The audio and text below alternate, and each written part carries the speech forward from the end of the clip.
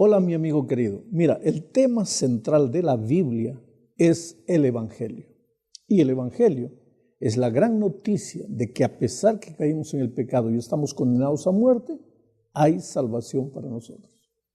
Ahora, un tema que en la Biblia corre paralelo al Evangelio es el tema de los sacrificios. No hay Evangelio sin sacrificio. No hay salvación sin entrega. Pero, ¿qué es el sacrificio? Cuando pensamos en un sacrificio, la primera idea que sube a la mente es la muerte y el derramamiento de sangre de un animal. En cierto sentido es así, solo que las palabras originales hebreas que encierran la idea de sacrificio se refieren más al hecho de acercarse o aproximarse que al hecho de morir. Ya en griego, la palabra sacrificio expresa la idea de un regalo ofrecido con amor más que la idea de muerte. La primera vez que encontramos la idea de un sacrificio en la Biblia es en el capítulo 3 de Génesis. En este capítulo encontramos el relato de la caída de Adán y Eva. Antes del pecado, existía entre la primera pareja y Dios una experiencia linda de compañerismo y comunión. El ser humano encontraba gozo y disfrutaba del compañerismo del Padre.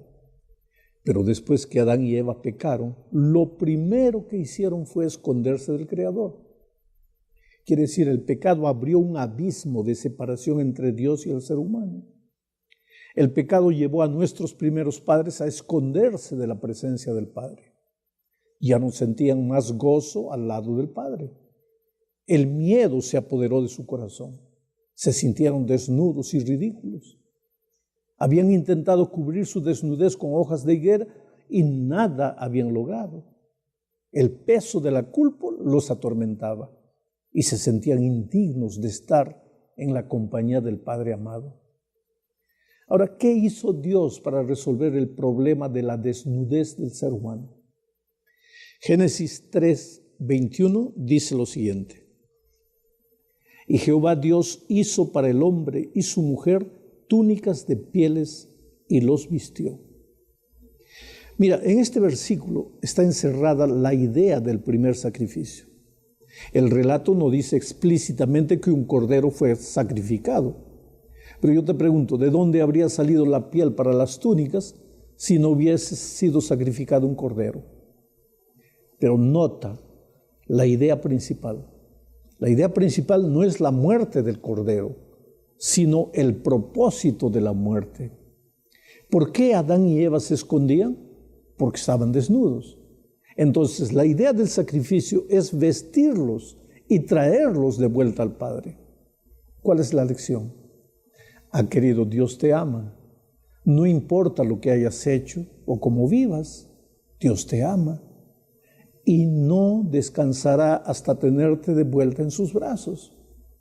¿Fue necesario que Cristo muriese para eso? Pues Jesús murió.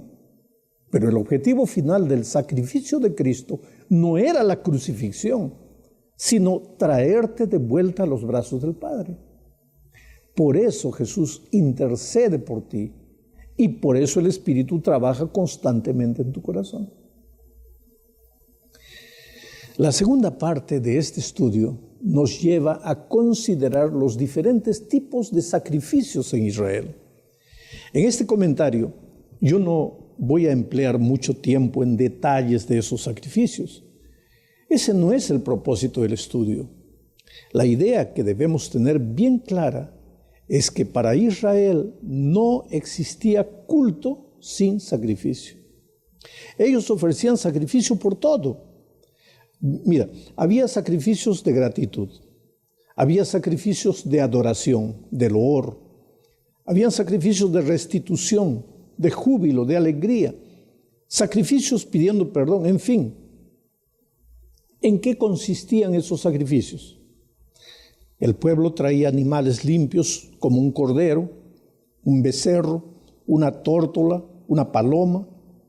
En otras ocasiones podía inclusive traer productos de la tierra. La verdad es que todos esos sacrificios tenían como propósito traer al ser humano más cerca de Dios, aproximarlo de Dios.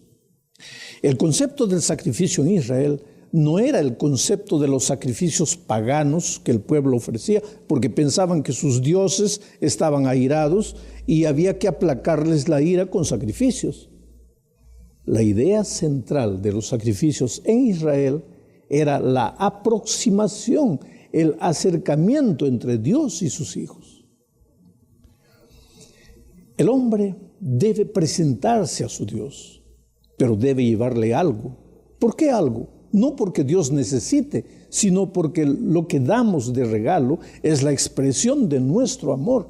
Y Dios lo que más quiere es el amor de sus hijos.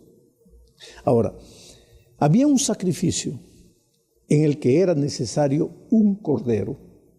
Un cordero era sacrificado y su sangre era derramada. ¿Para qué? Para que los israelitas recordasen que un día el Cordero de Dios que quita el pecado del mundo sería sacrificado como ofrenda viva al Padre en el Calvario. Ese tipo de sacrificio era la única manera de romper el abismo que el pecado había abierto entre Dios y sus hijos. Era a través de ese sacrificio que los seres humanos serían traídos de vuelta a Dios. Por eso Jesús dijo: si yo fuere levantado, atraeré a todos a mí mismo. ¿Dónde sería levantado Jesús? En la cruz. ¿Cuál sería el resultado? Traer a sus hijos de vuelta. Vamos ahora a la tercera parte. Aquí tendríamos que leer todo el capítulo 22 de Génesis, pero no lo haremos. En este capítulo, el 22 de Génesis, se relata la historia del sacrificio de Isaac. Cuando tengas tiempo, lee todo el capítulo. Quiere decir, no es en realidad el sacrificio, sino el pedido de sacrificio que Dios le hizo a Abraham. En aquellos tiempos, el sacrificio humano era común entre las naciones paganas. Pero en la Biblia no encontramos sacrificios humanos, a no ser como algo repugnante a los ojos de Dios. Entonces, ¿por qué el Señor le pidió a Abraham que sacrificase a su único hijo, Isaac? En realidad, Dios jamás permitiría ese sacrificio, jamás. Lo único que deseaba era enseñarle a Abraham y a nosotros también lo que finalmente significó el sacrificio de Cristo y cuál es el único camino de la salvación. Al subir el monte Moriah, Abraham pudo sentir pálidamente lo que Dios el Padre sintió cuando vio a su hijo único subir el monte del Calvario. Oh querido, jamás palabras humanas serán capaces de explicar el dolor y el sufrimiento del Padre al ver la angustia del Hijo la noche del Getsemaní. Jamás nosotros podremos entender el misterioso amor divino. Pero ¿qué hubiera sido de ti y de mí si Dios no nos hubiese amado? Bueno, las dos lecciones básicas que tenemos que aprender del sacrificio de Isaac que no ocurrió son las siguientes. La primera es que Dios es el único proveedor. Tanto así que después que todo pasó, el patriarca le puso a aquel lugar el nombre de Jehová Jireh, que significa Dios provee. En el hecho de la salvación, querido, no hay una hilacha de participación humana. Dios es el único proveedor. La iniciativa es divina, la realización es divina, la finalización es divina. El único sacrificio que el ser humano puede presentar, ¿qué es? Su cuerpo deteriorado por el pecado, su mente infectada de maldad. ¿Qué más? Su corazón manchado de iniquidad. Eso nada vale, pero eso es lo único que tenemos. Entonces, Dios es el único proveedor. La segunda lección es que la salvación es sustitucional. Nadie merece la salvación porque todos pecamos y estamos destituidos de la gloria de Dios. La paga del pecado es la muerte y todos estamos condenados a muerte porque todos pecamos. Pero así como el Cordero sustituyó a Isaac, Cristo, el Cordero de Dios, nos sustituyó, o sea, ocupó nuestro lugar y murió por nuestros pecados. Somos salvos únicamente por la gracia de Jesús. Pero yo añadiría una lección más. Abraham oyó la voz de Dios justo en el momento en que el cuchillo fue levantado. Desde el punto de vista humano ya no había esperanza. Era el minuto final, no había más salida. En ese momento, cuando él pensaba que ya no había salida, él oyó la voz de Dios. ¿Cuál es la lección? Cuando piensas que todo está perdido, cuando sientes que ya no hay esperanza para ti, cuando crees que te llegó la hora de la muerte, aparece el Cordero para ocupar tu lugar. ¿Esto no es maravilloso? Para entrar en el cuarto punto de este estudio necesitamos leer Levítico 17, 10 y 11. Déjame leer. Dice: si cualquier hombre de la casa de Israel o de los extranjeros que habitan entre ellos come alguna sangre, yo pondré mi rostro contra la persona que coma sangre y la eliminaré de su pueblo, porque la vida de la carne en la sangre está, y yo os la he dado para hacer expiación sobre el altar por vuestras almas, pues la misma sangre es la que hace expiación por la persona. Mira, en este texto Dios da la orden de no comer sangre, pero lo que me llama la atención es la expresión, la vida de la carne en la sangre está. Y yo os la he dado para hacer expiación sobre el altar de vuestras almas.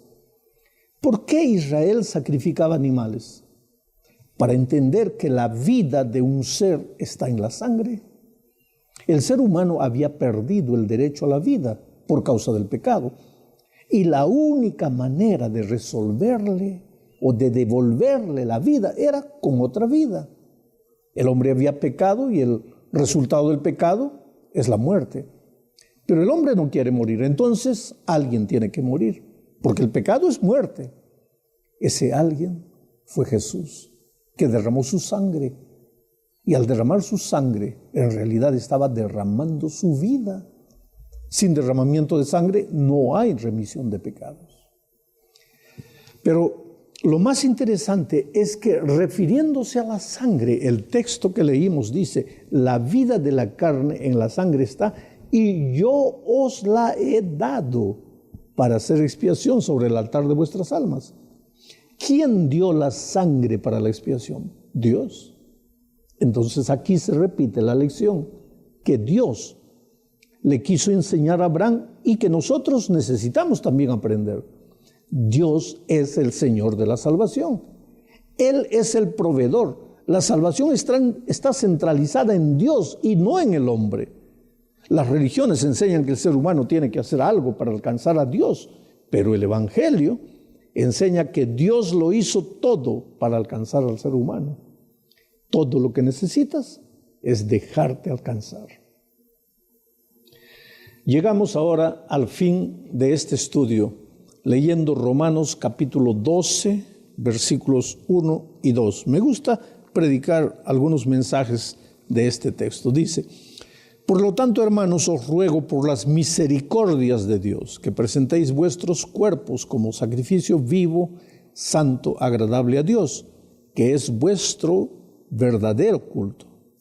No os conforméis a este mundo, sino transformaos por medio de la renovación de vuestro entendimiento, para que comprobéis cuál es la buena voluntad de Dios, agradable y perfecta.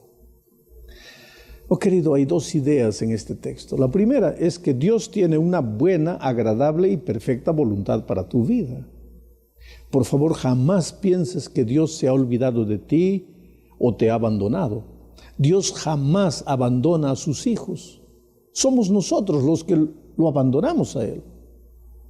Ahora, el segundo pensamiento es que para que esta buena, agradable voluntad de Dios se cumpla en nuestra vida, tenemos que presentar nuestro cuerpo en sacrificio vivo a Dios.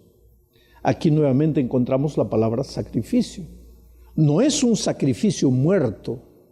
Nadie más tiene que morir porque Jesús, nuestro sustituto, ya murió en la cruz del Calvario. Pero necesitamos devolvernos a Dios. Recuerda que el sentido principal de la palabra sacrificio es aproximación, acercamiento. Bueno, el pecado había causado separación entre Dios y el ser humano. Esa separación fue destruida o resolvida o reconstruida por el Señor Jesús. El velo ya fue rasgado, el muro de separación fue derribado. Nada te impide de venir a Jesús. Tráele tu cuerpo, pero tráele tu cuerpo como sacrificio vivo. Quiere decir, entrégate a Jesús mientras tienes vida, devuélvete a Él.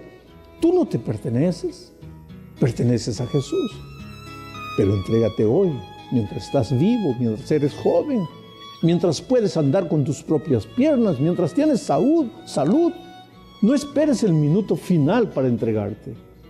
Hoy es el día de buena nueva.